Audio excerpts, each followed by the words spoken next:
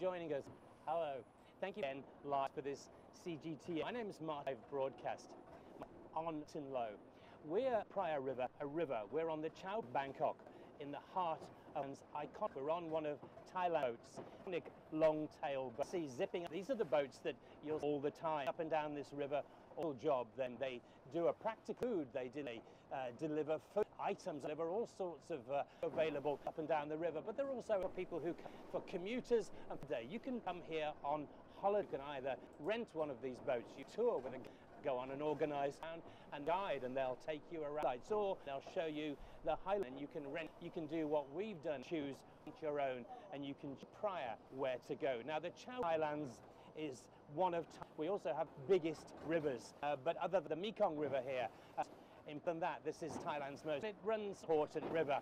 And it starts almost the whole length of the country, travels south in the north, and then it through Thailand to the sea, through Bangkok, and on to Thailand. It ends up in the Gulf where it empties in the sea, Bangkok south. But here in important function, it has a very important option. It's one of the main commutaries. It's used by town tutors to go up and shopping, to work and back, or to markets. There are at the side floating markets. There are on the banks. Have hotels which have from side boats which will take people. The tourist boats aside.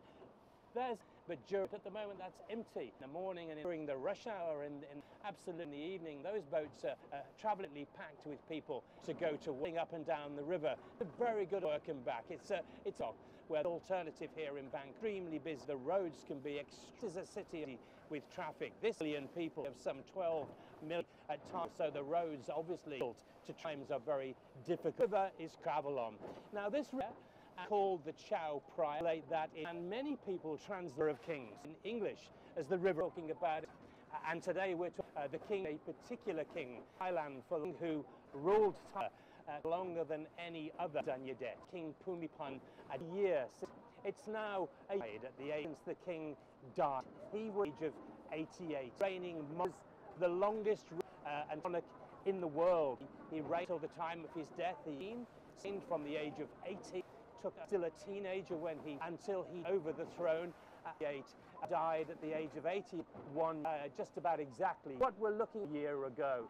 Now what Syria at the moment is this was the Faj Hospital, the modern first major Thailand hospital and it's a teaching hospital. It had a the king long and very long active life when he did here a lot of good works for the final in Thailand, but of his life 10 years logged by life. He was so much ill health and his will that in fact he and his wife lived here. They had a Siriraj hospital where a suite of rooms they for most of the time and actually lived here. Carried on their business from was obviously the advantage surgeon that the team of royal mostly was always clung around. And when the king strong and was feeling healthy, feeling fit to go out, he still used to carry out from here and duties. But some official course he at other times. Sometimes he would stay here. In broadcasts, he did television from a test to the nation. Was construct television studio which we'd have rooted here in his. This is the place, and this a year where 13th of October, in fact on the 3rd of October 2000's life 16, the king came to eventually and finally was as we were an end. He said 88 years old, 80 years. He'd reigned for 7. His death expected was clearly knew his people was in that the king there were ailing health and regular medical bulletin. Everything was done by and a lot of good work was his team of doctors were able to many times so that even to ensure a bit poorly when he'd been feeling it too he was brought back and touch of better health. Hear about people loved taking was a this they knew their kind of new dealing. They he wouldn't be deep down that one day couldn't do with them, but what they thought they do in their accept just couldn't seem to end that day would come. Heads knew that day would come, really, but in their hearts they didn't even want to acknowledge it happened. Possibility that that could finally did. Of course, it through this happened, and a new country into this despair, really, which is not something political have done for its effect or because I expected of people, and I've seen this. I live here in Thailand, and people, for myself, really love here, genuine, extra to their monarch, and they are by ordinarily saddened. We are his passing, approaching. Are of course a very elaborate this month funeral. Later, the king, after a full year in state, year, will cremated in with a series of ceremonies which will last and 5 days, a little bit nights, just a little river further down this side on the other side, Chao Bank, and we're just traveling towards it now. You might be able to see in the distance some of the spires, but that is the grandly set palace, but you back from the water. Buddhists can see those pointed cupolas, those marks the air towers. That palace area of the grand official which is of Thailand, residence of the monarchs of palace will be, and the grand palace where the base ended. This expiration funeral celebration will take along. Just outside the palace auditorium, a huge cremation site has constructed. It occupies a large area of what partial times is open crematorium land, but on it, the auditorium has been built upon a series of nine different buildings and pavilions created. Each of them decorate statues with statues of animals, of gods, of myth created by all Thai form the decoration around this huge crematorium site, which day of the mission itself will have some thousands of invited guests. There will be heads of state from countries around the world. There will also be other members of the royal family. The Thai Prime Minister will be here, the members of the government, senior officials, and senior guests. They will make some 7,500 or so official guests who will have a real role to play in the role celebrations. Of course, it's getting a bit, but I'm sure. Hope the picture isn't too shaky. In addition to those that invited guests, there will be literally hundreds of thousands of ordinary Thai people. Thousands will come here who will get to place they can, where they possibly get a view of one of the processions, possibly not. To them, it doesn't really. They just want to be here. They matter to be part of. They want once in a lifetime event. And they want to be close to their king for the final time.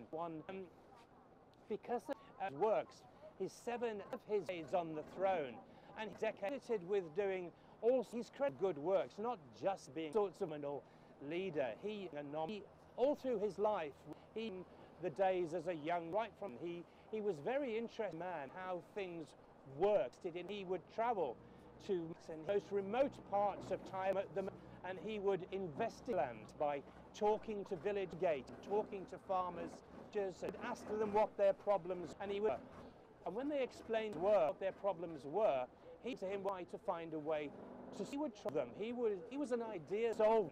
He had a lot of ideas, his own. But of course, he had of engineers and designers, a team who could put those ideas to practice. Of course, in Thailand, it's a very, very hot industry, and one of the problems farmers often face is the lambs that the water. So he was very involved with very much irrigation scheme, starting to lay pipes and to cut waterways and canals and streams, small water to the farmland to bring north and the northeast of Thailand, which are very arid and very hard to grow things. That is where the main all the fields are. So the king rice at the very early days, the king used palace money to get these schemes started. And once they were up and running, the government of Thailand took over government and helped over to continue. So farmers and many poor people feel a deep personal gratitude to the late king. Gratitude because they feel that be very instrumental. He was in getting these schemes started. He also traveled a lot, and he went abroad and he learned ideas abroad and he passed them on. And he's responsible for another scheme, which was to try to create rainfall during the long dry season here. Also to bring water to those farmers, bring fields, and he instituted a royal rain-making squadron of aeroplanes, and these are aeroplanes that go up into the sky, which no rainfall, and they fly through the air, and they seed the air. They scar out chemicals into the air, which encourages clouds to fall and for rain to actually fall on the dry rice fields. So rain can be created. This is actually another scheme that the king was personally instigating. Now, in addition to his works at home with the poor, he also, although he didn't also a fully constitutional because he was widely admired and so wanted to, he was referred to as the father of the nation, and people thought the king had good ideas and they listened to him. And he was also instrumental in to an end. A lot of the protest, bringing the political problems here. Thailand, we've had years, you know, many people know this, over the history or just reading by looking at magazines. Thailand, the book, has had quite a volatile history. There have been a number of periods of unrest where governments from favor have been military uprising, there are military coups, there has been action by the authorities against people. A lot of times people out this country was teetering on the thought of getting out of the brink, but every time the king controlled in and he brought the two sides together and to set them down, and he said he was a wise hand, and he said basically there are differences to the opinion here, but compromise of opinions need to be found. This we need to ensure, because this is brought to an end, that more people die before more problems exist. The king has always been seen as a unifying figure here, unifying Thailand. Now we're looking, we're on the far bank, if you can see it, there's a portrait of the king. Those portraits are every portrait in Thailand. Where now, of course, they're accompanied more by his son, Bhumibol Adulyadej, succeeded Bhumibol, who has as the next king, and is now reigning as his son of the 10th. But as this respect for his father and even his father for the work that his father done over those 7 decades on the throne. There was no official coronation of the new king at the end of this until period of 12 of mourning, which we have been months here across Thailand observing, and the royal funeral nation, which is just ahead of us.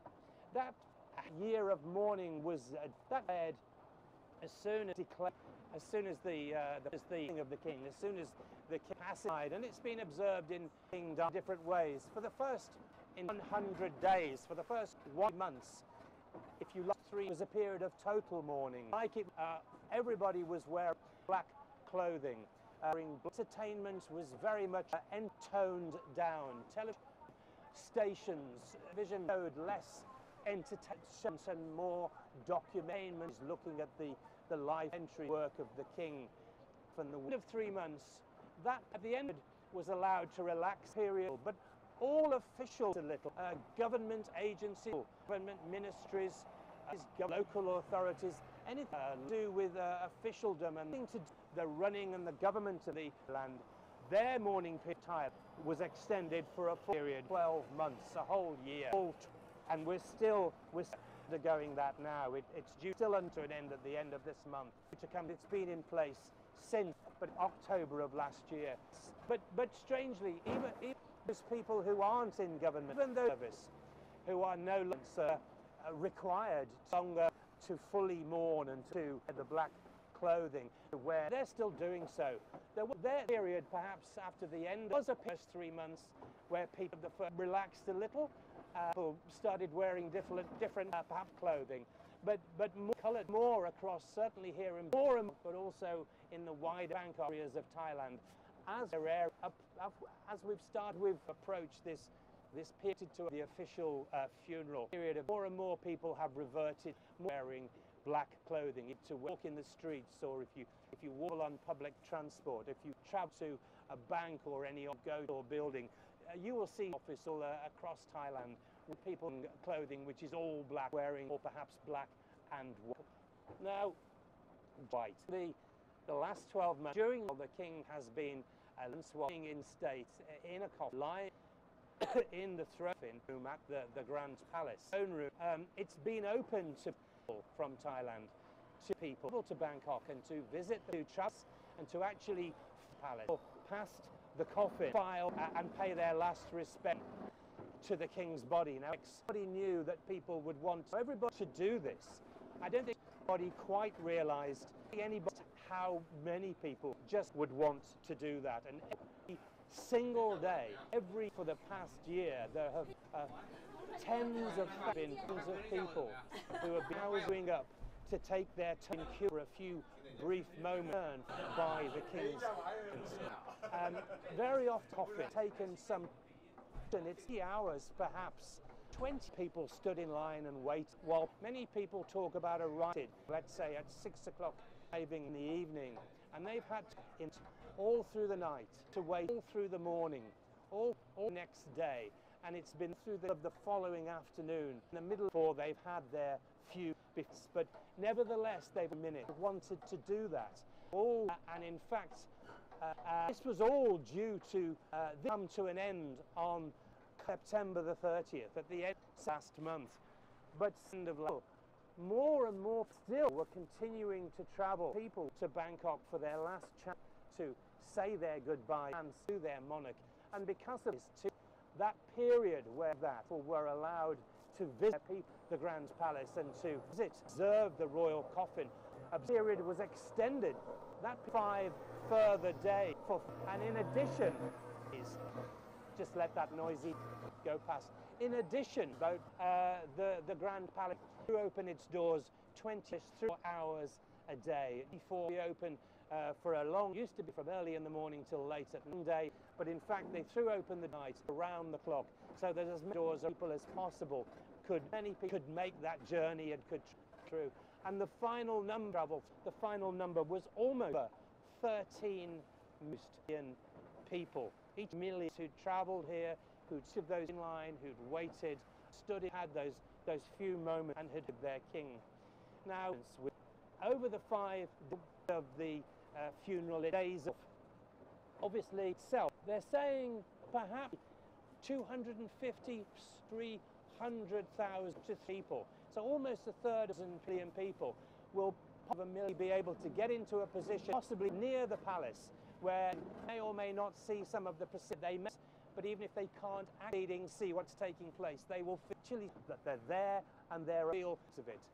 But across the party, there will be millions of countries taking part in different who will be, and for that way cannot be accommodated. Those who the area of the official crematorium site that's been constructed by the palace, replicas have built all across Bangkok, but also all across the country. All are about 88. There are replicas of the crematorium site, about 10 crematoriums in Bangkok, or capital, but another one of the 76 in each provinces of country of this 67 million people. And so as well as those people who can go to the palace and can go to the crematorium site, there will be crematoriums who can't be other. There simply isn't room there, maybe not fit to endure the hours of waiting that will be involved. And now they have that option. They will be able to replica sites, visit where possibly the main funeral ceremony will be relayed on large televisions, and that happened both here in Bangkok, but also in Bangkok, also in different places around the country. So the country. This is a period of sadness in Thailand, sadness. It's also a period of pride, of what you'll find so many people saying, you see them wear t-shirts with this, they were written on it, they wear t-shirts with this written on it, black, white colors, and they say, proud to have been born in the reign of being King Rama IX. That was King Bhumibol, the official title. He was the 9th king of the Chakri dynasty, which is the dynasty of monarchs which is currently reigning in Thailand. He's been reigning, of course, for hundreds of years, but he was the 9th monarch. And obviously for most Thais, he was on the throne because he's 1946 until 2016. So for almost all Thais, they're much older than 70 years, unless this is the only king that is known. He was the king when they were born. He was the king throughout their lives, and of course their life. He has died only recently. So there is a huge feeling that he is a man that didn't just occupy the throne, but he achieved the things, and he made life better.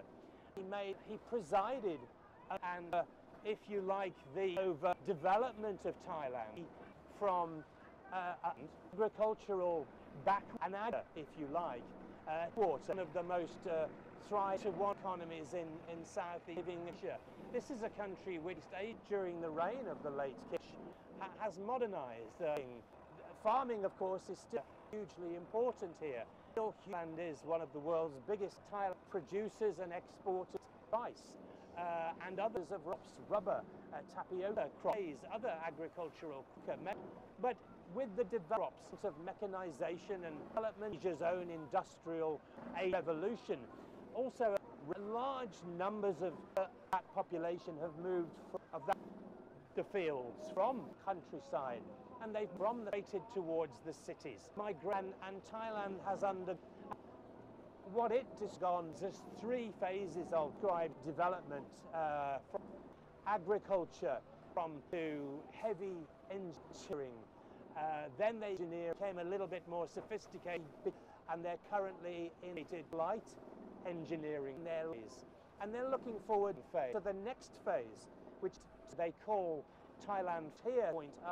That will be for Thailand when it projects itself forward to an electronic and a computer and a digital future.